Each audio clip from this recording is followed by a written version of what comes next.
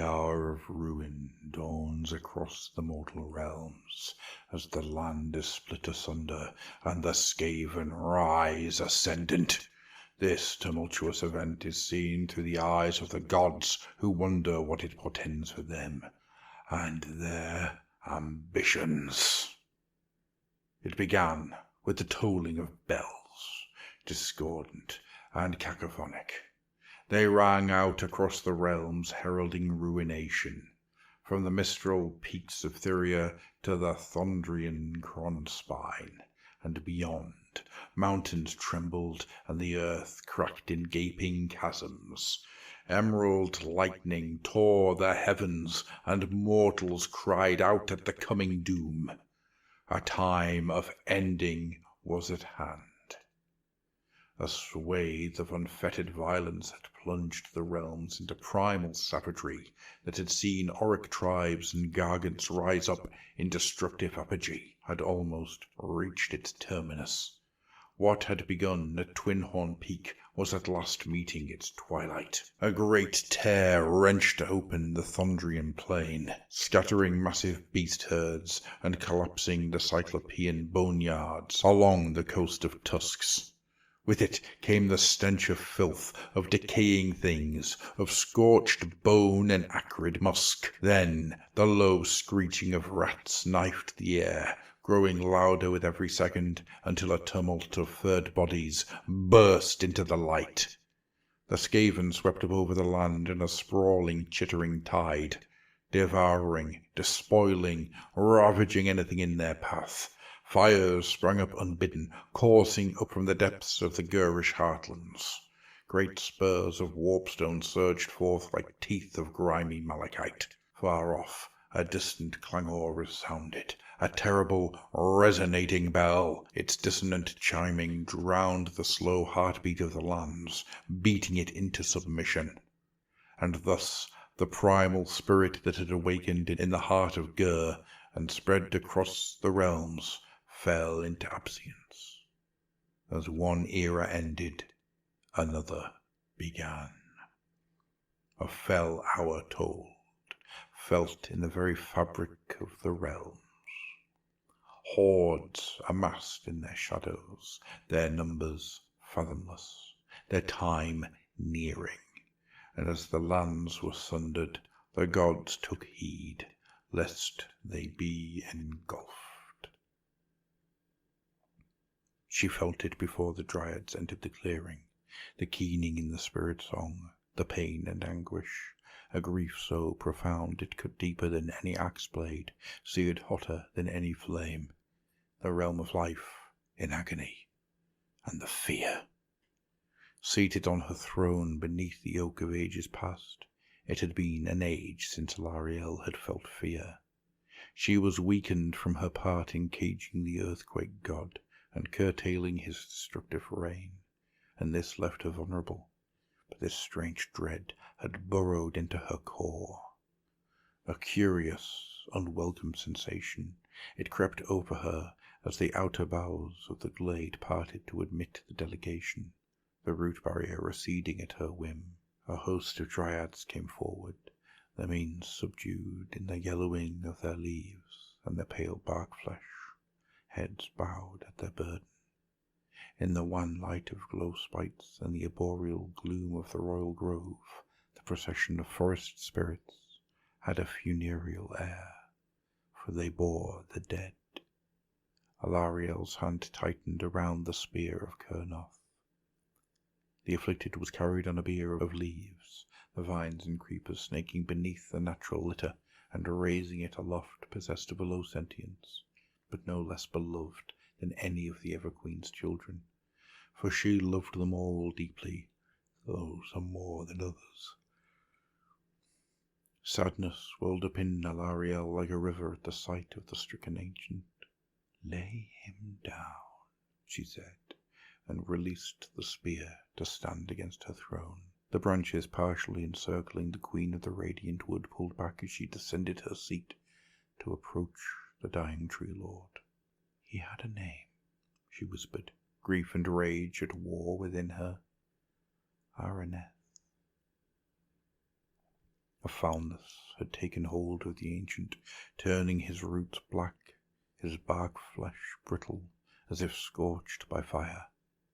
Alarielle reached out to touch him, ignoring the tremors of disquiet resonating from her guardians in the royal grove. "This is no corruption of the plague god," she said, as a sliver of horror wormed into her sap blood. Or something else, like on the waft of taint on the breeze she could not quite touch. A powerful healing aura suffused her outstretched hand, casting the fingers in jade light. As it brushed against the despoiled bark flesh, it became oily and darkened at the edges. Alarielle withdrew her hand, but still lingered over the corpse. "My ever-queen, have caution, I beg of thee," pleaded Dorythanos, the tree revenant, stepping forward. "Araneth had endured for untold cycles," she said, bearing her anguish like an open wound. "He fought at Blackstone Summit. I can revive him." This was not solely the death of an ancient. Alarielle sensed a baneful power at work. She felt it through the veins of Gairan, but the goddess of life would not be denied. She reached out again, this time placing her hand decisively on the ancient's inert body. At once she flinched, resisting the urge to recoil. Pain lanced through her body as her hand blackened, and the veins threading her immortal flesh turned from verdant jade to sickly viridian. The corruption began at her fingertips, before creeping up her wrist, her forearm. Dorythanos went to intercede, but Alarielle stopped him with a thought. "I can revive him, Dorythanos."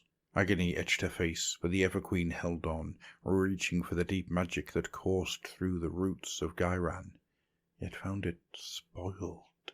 For a moment she arrested the corrosion that sought to subsume her, but then withdrew her hand back, wisps of greenish, sheck-flowered smoke uncoiling from her fingers. She hissed in pain, but this was not why Alarielle hesitated.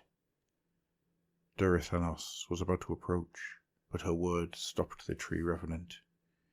"It bores deep," Alarielle rasped, and the sliver of unease became a shard, "and afflicts much more than just our noble ancient." The corruption she felt, a deep and ravening hunger. It was here in this place. She wasn't trying to heal one of her children. This was a wound in her realm, and Araneth merely a conduit. Her jade eyes narrowed as she regarded the corpse. A sorrowful silence fell as the Sylvaneth mistook the Ever-Queen's reticence for grief, and united in empathic mourning. Dorythanos raised his head to sing a lament for the fallen ancient, when a scritching emanated from within Araneth's withered husk. All now turned to regard it, as the scritching grew louder, insistent, almost frenzied. Dorythanos ran forward, unsheathing his blade. "My queen!" But Alarielle was ready. She knew now what this was, the reason for her strange dread. To the horror of the gathering, the spoiled bark flesh broke open, revealing a mouldering hollow. Alarielle's eyes widened at the reason for her healing arts failing, watching as hundreds of screeching rats poured out in a rancid flood. They swarmed Dorythanos, bringing down the tree revenant and others of his kindred who had spurred to respond. For every rat they slew with glaive and blade, dozens more took their place, the ancient's husk seemingly engorged with vermin. A foul gnawhole, a great tear in the metaphysical fabric of her lands, opened in the royal grove. It split Araneth apart, sundering the ancient into wooden flinders, a yawning crevice of humid darkness left in his wake. The vermin spilled out, unabated in wretched proliferation, though they were but a precursor to what awaited behind them. Alarielle could feel the Skaven's eager hunger, poised to devour the royal grove, the Everspring swathe, all of her beloved Gairan, a rising blight that would reshape the mortal realms. With horror came revelation. She had been trying to heal a rift in the very substance of the realm, not merely a creature, even one as formidable as Araneth, and cleanse a cosmological vector of corruption so potent it almost defied definition. And even for the goddess of life, this feat was beyond her. Her Sylvaneth inundated by rats, Alarielle cried out. She hadn't moved from the tree lord's side as thorned vines and tangling roots speared from the forest, her glade a living weapon. They impaled and crushed the creatures before threading the gnaw hole across its length, stitching it back and forth until it was bound tight, choking off the unclean sorcery at work. It took a measure of her strength, scintillating life magic, healing the immediate taint and suffusing the glade in a jade aura. Filthy vermin blood spattered the ground, drawing a scowl from the furious Everqueen. This is beyond trespass, beyond insult. They defile us.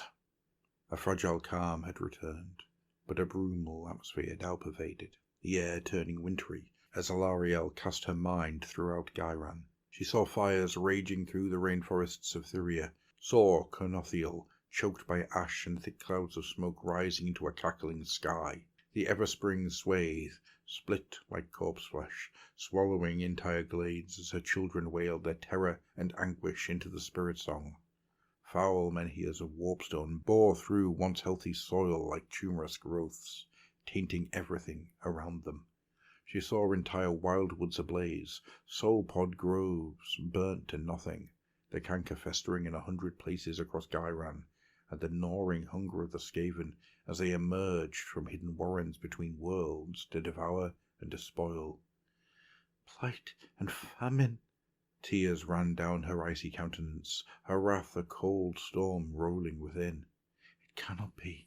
Not this again. Lauriel's hand, still outstretched as it lingered impotently over the slain tree lord, curled into a fist. The realms trembled in tectonic upheaval, massive shelves of rock uprooted, cataracts of soil spoiling in their wake. The ground cracked in great yawning canyons of Stygian blackness, Skaven in their multitudes, boiling up from the abyssal darkness.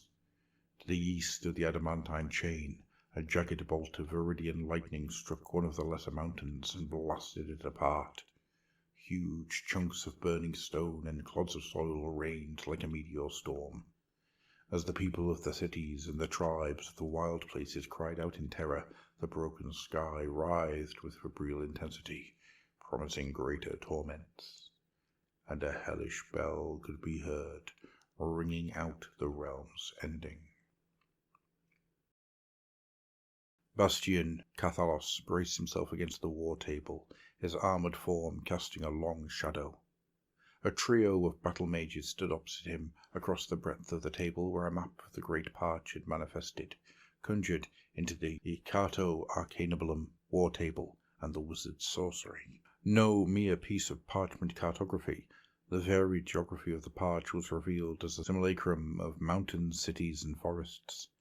The contoured rendering was imperfect, created from sand imbued with veins of celestium, but far more accurate than a physical map could ever be. Based on the many reports now flooding into Hamahal Ashqua, it also described the delicate balance of the war in Ashqui. Bright candle flames represented the parts of the realm conquered by the armies of order, whereas patches of shadow denoted where settlements had fallen, or the light of Sigmar and his allies had yet to reach. Bastian noted much of the map was swathed in darkness. It had been growing darker of late. His brow furrowed, features uplit by the arcane refulgence of the map and the light of the burning braziers ensconced around the war room. The low flames hinted at the warriors standing at the epiphany of the large chamber, plated in golden sigmarite like their lord commander, each face hidden behind the mask impassive. None could have appeared more stoic than Cathalos, even without his war helm that sat beside him at the table's edge. "How accurate is this image?" he asked in a low, rumbling timbre. Stormlight kindled in the eyes of the Knight Arcanum at his shoulder, briefly lifting the gloom. "Within the last hour, Lord Commander." Even allowing for inaccuracies, the Great Parch was in turmoil. As soon as the bloodbound who had been battering at Hamahal's gates had been repulsed, breathless messengers from Hallowheart, Vandium, and a dozen other cities and strongpoints arrived clutching missives. A slew of them, the unfurled scrolls curling against the magic animating the war room, littered one end of the table.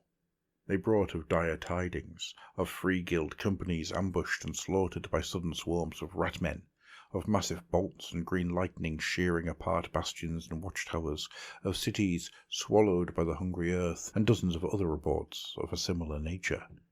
For every incident, there were many more where a strong point had fallen silent, or entire armies simply vanished without warning. The shadowed patches on the map spread further like bloodstains, black and forbidding. "Zumar's grace, this cannot be happening," he murmured, stony gaze straying out to the mountainous adamantine chain and the nascent free city just east of its borders. Embergard was to be a potent symbol of the god-king's might and his followers' destiny to reclaim the realms from chaos. He let out a long, weary breath through his nose. How many centuries had he fought this war? A heavy burden, but a mantle he carried willingly like any other, even if this one dragged like a lead cloak. He had fought and died like all of his brethren, faced gods and monsters in battle. This latest crisis felt different, though.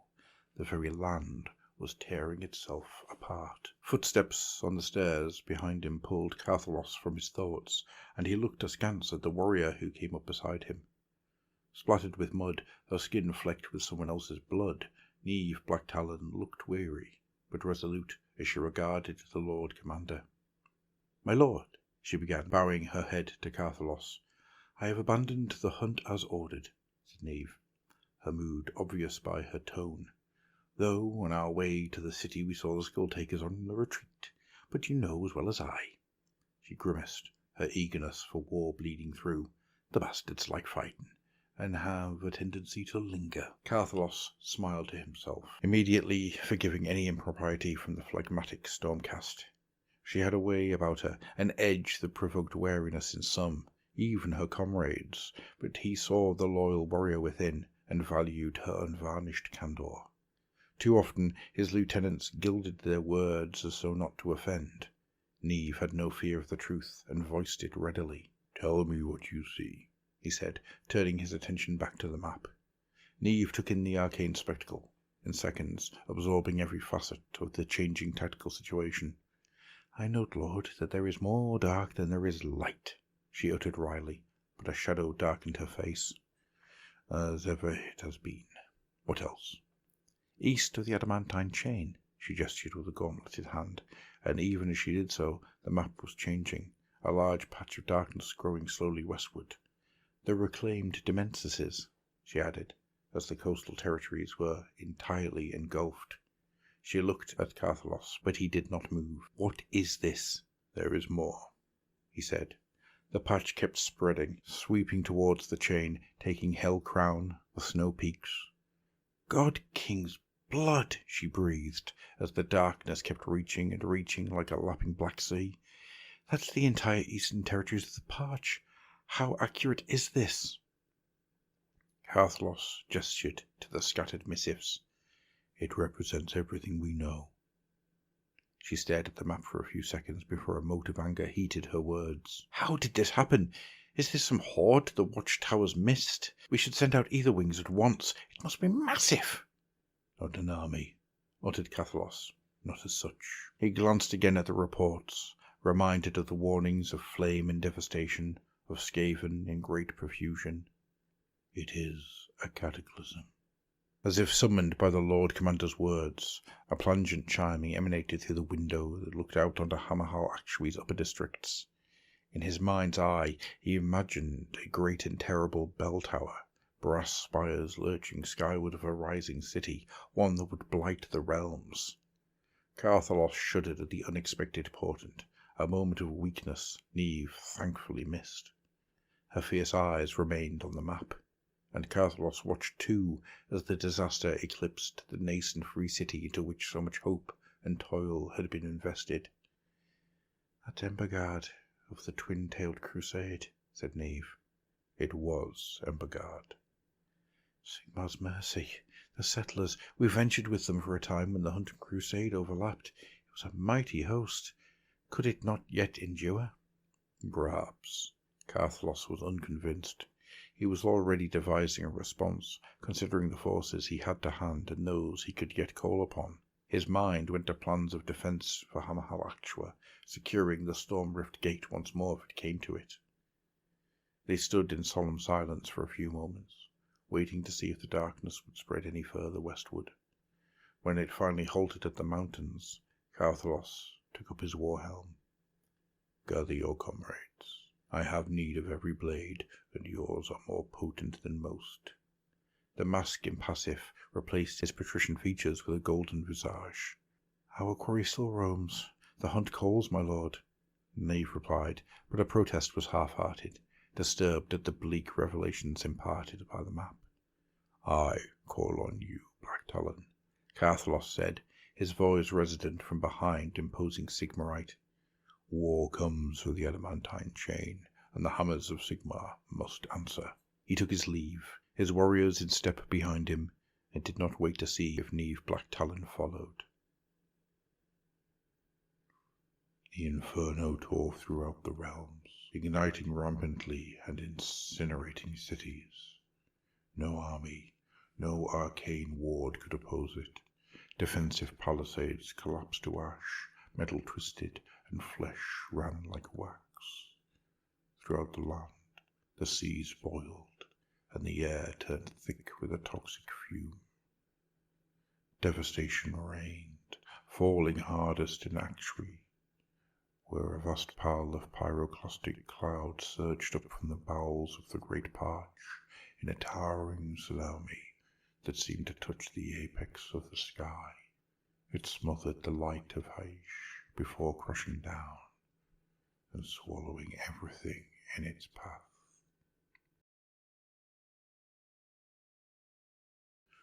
Archaon stepped a boot onto the edge of the shattered battlement, the city far below ransacked, its army vanquished and routed. His eyes, unshielded by his helm, followed a pack of Dark Oath horsemen as they chased down the fleeing rabble of the defenders, shouting their pledges to the gods. He envied their abandon, the vigor that came with first stepping on the path, but he knew not all revelations would be welcome. Many would not receive them at all. For most, their dreams of glory would end in mutation and agony. For the dark gods were fickle, and their gifts double-edged. No, not for all. For the strong, for the chosen, and those with the will enough to claim power. The thought turned Archaon's regard to the monster rampaging through the broken streets below. Dorgar's bestial cries echoed loudly above the shouts of the terrified citizens it hunted. They had hid as their walls were breached and their immortal protectors slain. Craven and weak, how he loathed the false inheritors of the realms, a stain worthy only of eradication.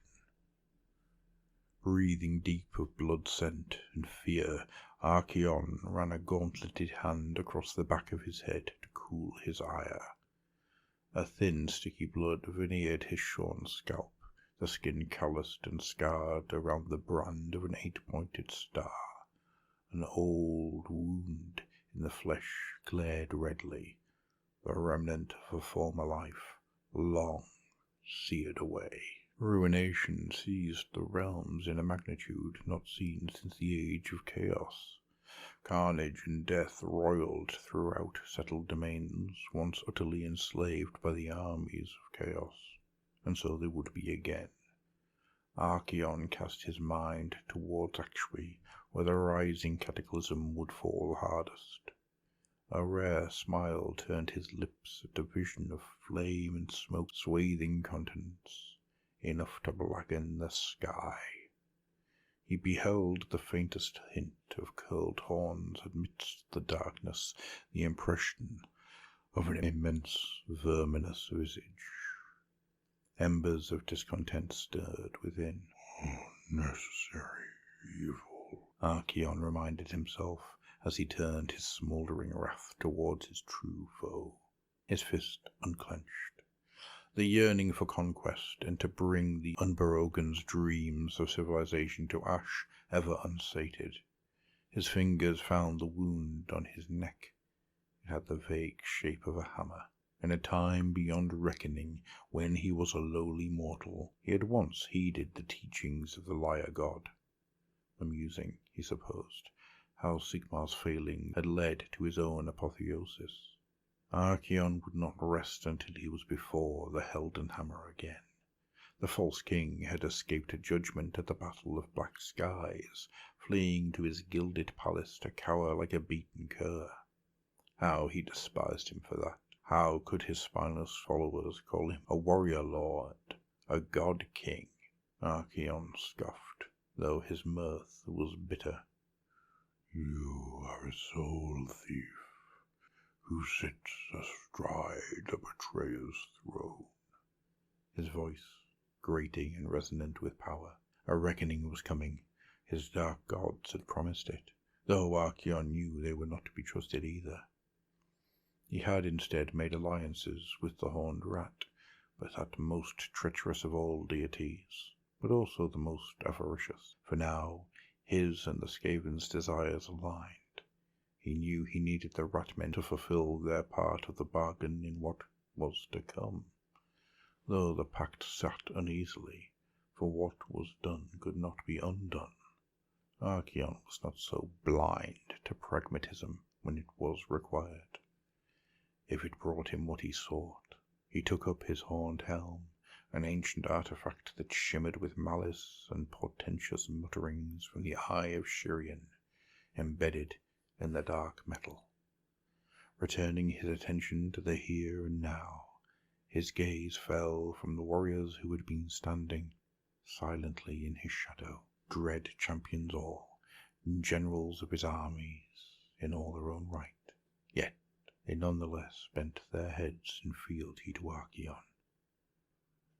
Ever chosen, uttered the foremost of the vanguard, Ezekiel, and kneeled before his lord, as they all did.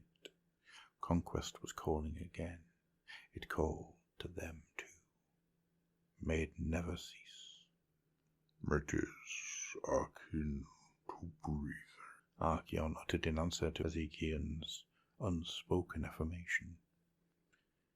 Ezekiel bowed his head, his serrated sword held out like an offering, a tribute. There was the beating of huge wings as the shadow of Dorgar fell upon the vanguard and their liege. Rock shattered as the monstrous steed of the apocalypse grasped at the edge of the broken battlement with sword-like claws. Slabs of stone cascaded to shatter on the ground far below. The three-headed titan regarded everything as prey except its master, but it pleased Archaon to see his champions unflinching before the beast. Mounting the broad saddle, he donned his horned helm. Pits of hellflame flickered in the eye sockets. The hour comes, he declared to his vanguard, who had just mounted their hellish steeds. Death to the unbroken, and to the cities of man. Death, the vanguard chorused. Archaon nodded, satisfied with all he saw before him. The alliance with the vermin god was well made. A horned rat was nothing if not treacherous, but his ascension would upset the balance of power and destabilize the pantheon of the dark gods. A useful outcome, and not the only benefit to levy against the risk. An old aphorism, trite, but with a ring of veracity to it, came to mind. The enemy of my enemy. Not a friend, never that, but an ally that would bring about such ruin to Sigmar's failing empire. The realms would be ravaged, his people would suffer. Let him feel it, he thought.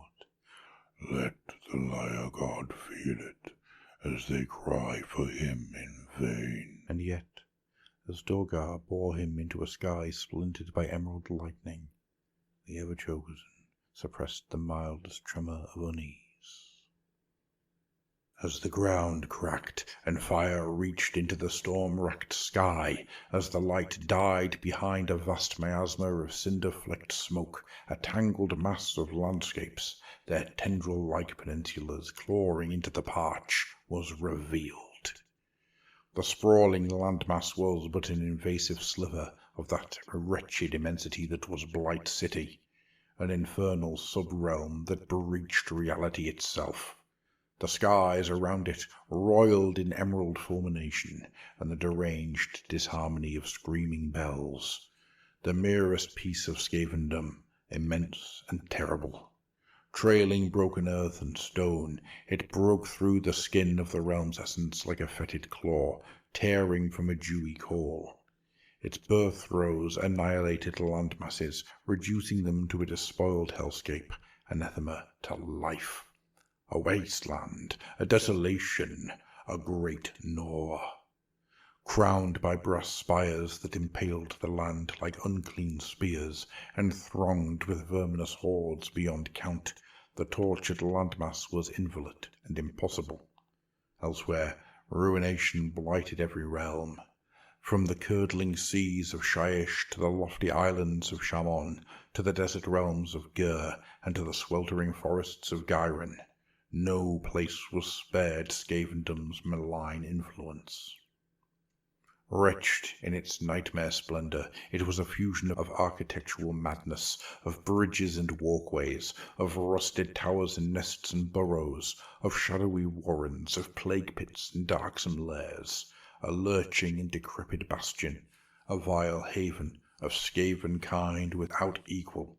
The other dark gods rumbled their displeasure at the usurper in the midst, the heavens churning with their anger. Shrill, chittering laughter answered, the horned rat revelling in his ascendancy. The godly laughter lingered long after the rumbles of discontent had faded, for it presaged the hour of ruin and an era of ravening desolation. They had ceased their bickering at last. In the feverish confines of the Grand Warren Chamber, the masters of the Council of 13 looked on in eager self-satisfaction. An image of the devastation shimmered before them, of Scavendom triumphant, and the great ascension of the Horned Rat to the elder pantheon of chaos. They each believed that they alone had brought about this grand victory, that their plan had been the crucial element that had racked the nexus points of Ashweed's Great Parch, and allowed the greatest stronghold of Skavenkind to manifest into the realms proper. Blight City, the living embodiment of ruinations and Skaven dominance. Schemes were already afoot, evident in furtive and beady-eyed glaring, the subtle rubbing of mangy paws in anticipation of treachery, the gentle wafting of fear-musk in paranoid expectation of assassination. Now the deed was done, all would scramble for advantage. Vermin clamouring to the summit of the rat-pile. Vizek Skewer knew this, and observed it keenly. Birthed in the filthy kiln of the great horned rat's need for worship, he was the self-proclaimed demon prophet of Skavenkind, an arch-zealot and demagogue, indivisible from the horned rat himself. And he was exultant. Well, have we conspired? Vizek voiced in shrieking declaration, laden with unearthly power. Yes, yes, he crowed, casting a feverish glance at Screech Vermin King, whose tails flicked in irritation. Lo, Blight City is arisen, and our rightful ascendancy has come. He thrust a pallid claw into the furnace-hazed vision before the council, his mouldering vestments flapping around his arms, the scratchy runes etched into the fabric glowing with cantankerous light. Bring forth the famine frenzy. He rapped the ferrule of his Gnaw-staff against the ground, and tremors shook the chamber in a sympathetic echo of the devastation. Let the Gnaw-hunger reign. Red, baleful eyes narrowed as they took in the gathered lords of decay on their vile thrones. Much squirming, fang-gnashing and thrashing of tails abounded, as all looked to the shadows, or to the toe-bones of gnarled rattish feet.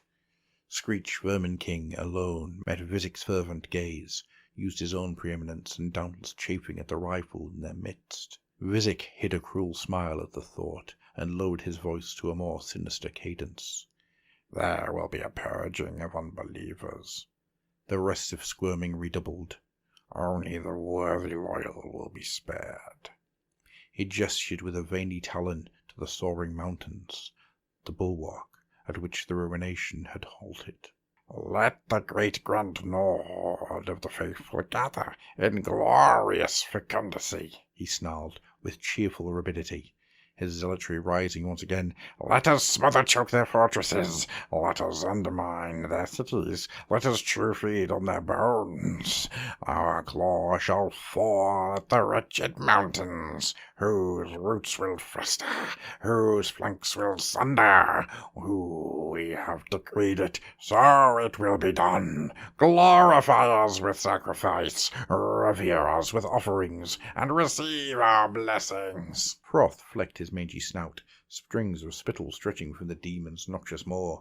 Kill, kill, slaughter, slay, all shall crumble in the name of the horned rat, all shall corrode and wither. At Vizic's fevered rhetoric, the mood in the chamber turned manic, as even the great lords of decay succumbed to their hunger and innate greed. A frenetic chittering struck up, the garbled prayers and proclamations of the council all beseeching the horned rat and his dread avatar. Well, almost all. Vizic threw up his arms in a gesture of transcendence, and ignoring the murderous stare of Screech Vermin King, basked in the adoration of the devoted. Behold, the prophet cried out, throwing his rattish snout in triumph, the vermin doom!